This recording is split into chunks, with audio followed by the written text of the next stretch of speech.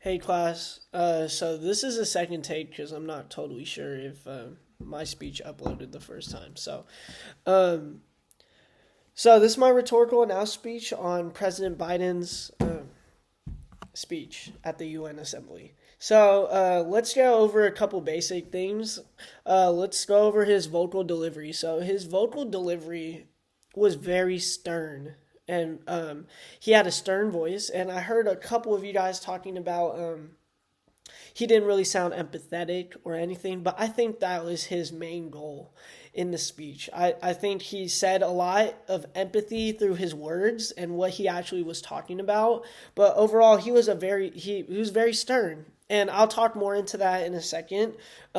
Second, his physical delivery, there wasn't much. And I'll tell you my opinion on it, which is he wasn't slamming anything. He wasn't like this. He wasn't like using a lot of gestures, showing a lot of things. He was very stern and matching his vocal delivery.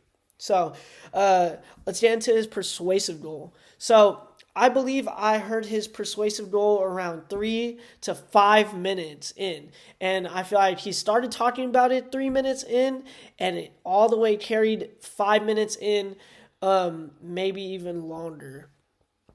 And I personally didn't like his approach when it came to this because I believe as an average viewer, and for a lot of people, I feel like it would be much easier to understand his speech if he would talk about the details, or he would make a quick call to action in the beginning, go into detail, restate it again clearly. I feel like in his speech, he actually went into detail about it, middle of all the details, started his call to action or his persuasive goal. Then midway through talking about his persuasive goal, add more details, then talk about a little bit more about his persuasive goal, then add details.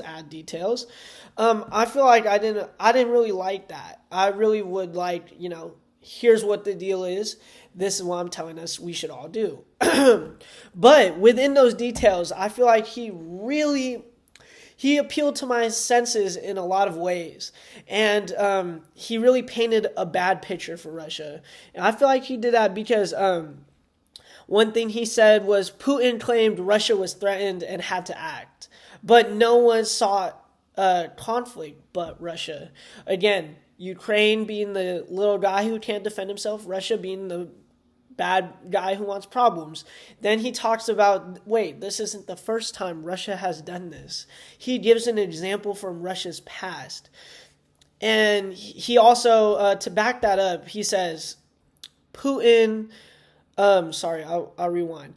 Putin, quote, Ukraine was created by Russia and never had real statehood. Again, painting the picture that he's trying to put on Russia, which is true.